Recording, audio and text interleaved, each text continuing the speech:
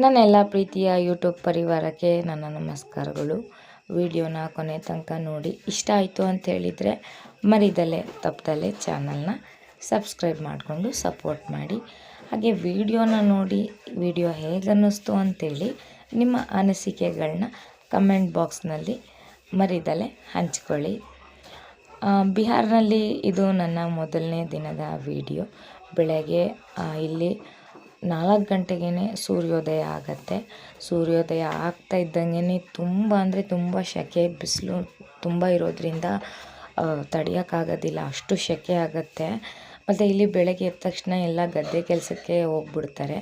ಮನೆಯಲ್ಲಿರೋಂಥವ್ರು ಬೇಗ ಬೇಗ ಅಡುಗೆ ಕೆಲಸನೆಲ್ಲ ಮಾಡ್ಕೊಳ್ತಾರೆ.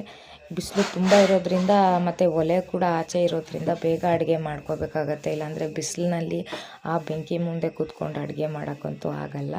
ಇವತ್ತು ನನ್ನ ಮೊದಲನೇ ದಿವಸ ಆಗಿದ್ದರಿಂದ ಬೆಳಗ್ಗೆ ಎದ್ದು ಅಂಗಳನೆಲ್ಲ ಗುಡಿಸ್ಕೊಂಡು ಒಲೆನ ಸಾರಿಸ್ಕೊಂಡು ಅಡುಗೆ ಕೆಲಸಗಳನ್ನೆಲ್ಲ ಮುಗಿಸ್ಕೊಂಡೆ. ಮನೆ ತುಂಬ ಎಲ್ಲ ದೊಡ್ಡ ಜಾಯಿಂಟ್ ಫ್ಯಾಮಿಲಿ ಆಗಿರೋದ್ರಿಂದ ಕೆಲಸ ಕೂಡ ಬೇಗ ಆಳಿಗೊಂದು ಕೆಲಸ ಅಂತ ವಹಿಸ್ಕೊಳೋದ್ರಿಂದ ಬೇಗ ಕೆಲಸ ಎಲ್ಲ ಮುಗಿಯುತ್ತೆ. ಹಾಗೆ ನಾವು ಮನೆಯ ಎಲ್ಲ ಕೆಲಸಗಳನ್ನ ಮುಗಿಸು ಊಟ ತಿಂಡಿ ಎಲ್ಲ ಮುಗಿಸ್ಕೊಂಡು ಗದ್ದೆ ಹತ್ರ ಹೋದ್ವಿ. ಮಕ್ಕಳು ಕೂಡ ನಮ್ಮ ಗದ್ದೆನ ನೋಡಿರಲಿಲ್ಲ, ಹಾಗಾಗಿ ಅವ್ರನ್ನೂ ಜೊತೆಯಲ್ಲೇ ಕರ್ಕೊಂಡೋಗಿದ್ವಿ. ಇದು ನಮ್ಮ ಮಾವನವರ ಸ್ವಂತ ಗದ್ದೆ, ನದಿ ಪಕ್ಕದಲ್ಲೇ ಇದೆ. ಮತ್ತು ಇಲ್ಲಿ ಭತ್ತ ಎಲ್ಲ ಬೆಳೆದಾದಮೇಲೆ ಜೋಳನ ಬೆಳೀತಾರೆ. ಈ ಸರಿ ಗದ್ದೆ ನಮ್ಮದು. ಜೋಳದ ಬೆಳೆ ಬಂದು ಊರು ಮನೆ ಜನ ಇಲ್ಲಿ ಜೋಳ ಹಾಕಿದ್ರು.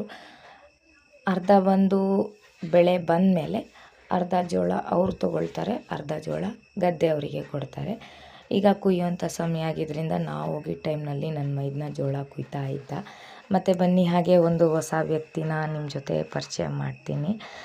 ಇವ್ರು ಬಂದು ಬಿಹಾರ್ನಲ್ಲಿ ನನಗೆ ಅಣ್ಣ ಅಂತಲೇ ಹೇಳ್ಬೋದು.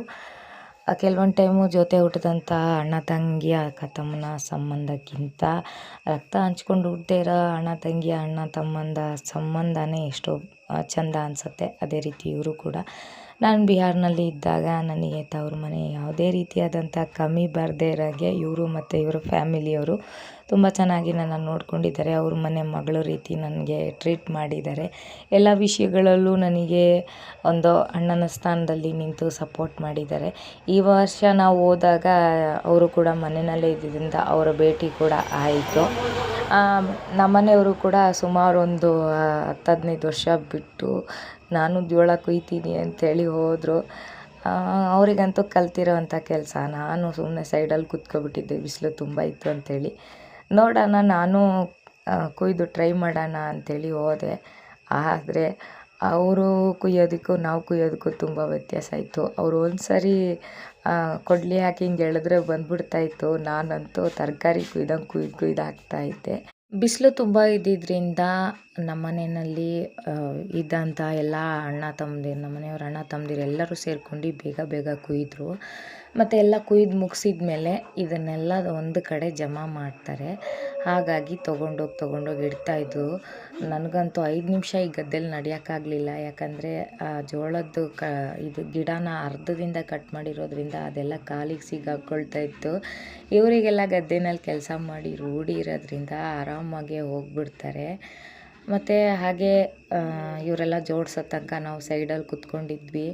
ನಮ್ಮ ಅಣ್ಣ ನಿನಗೆ ಒಂದು ಹೊಸ ಜಾದು ತೋರಿಸ್ತೀನಿ, ನೀವೆಲ್ಲ ಸೋಪ್ ನೀರು ಶಾಂಪೂ ನೀರಲ್ಲಿ ಗುಳ್ಳೆ ಬಿಡ್ತೀರ ಅಲ್ವಾ, ನಾನು ಗಿಡದಲ್ಲೇ ಹೇಗೆ ಗುಳ್ಳೆ ಬಿಡ್ತೀನಿ ಅಂತ ಹೇಳ್ತಾಯಿದ್ರು. ನಾನು ಅದು ಯಾವಾಗಲೂ ಸಾಧ್ಯನೇ ಇಲ್ಲ ಅಂದ್ಕೊಂಡಿದ್ದೆ. ಆಮೇಲೆ ನೋಡಿ ಜಾದು ತೋರಿಸ್ತೀನಿ ಅಂಥೇಳಿ ಗಿಡದಲ್ಲಿ ಇರೋಂಥ ಯಾವುದೋ ಒಂದು ರಸಾನ ತೆಗೆದು ಅದರಲ್ಲಿ ಗುಳ್ಳೆ ಬಿಟ್ಟು ತೋರಿಸ್ತಾಯಿದ್ರು ಮಕ್ಕಳಿಗೆ. ಹಾಗೆ ಟೈಮ್ ಪಾಸ್ ಮಾಡಿಕೊಂಡು ಹಸಿ ಜೋಳನೆಲ್ಲ ತಿಂದ್ಕೊಂಡು ಅಲ್ಲೇ ಕೂತಿದ್ವಿ. ಅದಾದಮೇಲೆ ಈ ಜೋಳನ 2 ದಿನ ಅಲ್ಲೇ ಒಣಗ್ಸಕ್ಕೆ ಬಿಟ್ಟು ಆಮೇಲೆ ಗಿಡ ಬೇರೆ ಜೋಳ ಬೇರೆ ಮಾಡಿ ಮನೆಗೆ ತೊಗೊಬರ್ತಾರೆ. ಜೋಳದ ಗಿಡಗಳನ್ನೂ ಕೂಡ 2 ಮನೆ ಜನ ಅರ್ಧ ತೊಗೊಳ್ತಾರೆ. ಹಸು ದನ ಕರ ಏನಾರ ಇತ್ತು ಅಂದರೆ ಅದಕ್ಕೆ ಚಿಕ್ಕದಾಗಿ ಕಟ್ ಮಾಡಿ ಮೇವಿಗೆ ಅಂಥೇಳಿ ತೊಗೊಂಡು ಹೋಗ್ತಾರೆ. ಆಮೇಲೆ ಜೋಳದ ಕಾಳುಗಳನ್ನೆಲ್ಲ ಬಿಡ್ಸೋಕ್ಕೆ ಸ್ಟಾರ್ಟ್ ಮಾಡ್ತಾರೆ. ನಾವೆಲ್ಲರೂ ಕೂತ್ಕೊಂಡು ಬಿಡಿಸೋ ತನಕ ರಾತ್ರಿ 12 ಗಂಟೆ 1 ಗಂಟೆ ತನಕ ಆಗಿಬಿಡ್ತು. ಆಮೇಲೆ ಅದನ್ನೆಲ್ಲ ಚೀಲದಲ್ಲಿ ತುಂಬಿಸಿಟ್ಕೊಳ್ತಾರೆ. ಈ ಜೋಳದ ಕಾಳುಗಳನ್ನ ಏನು ಮಾಡ್ತಾರೆ ಅಂತ ನೆಕ್ಸ್ಟ್ ವಿಡಿಯೋದಲ್ಲಿ ನೋಡೋಣ.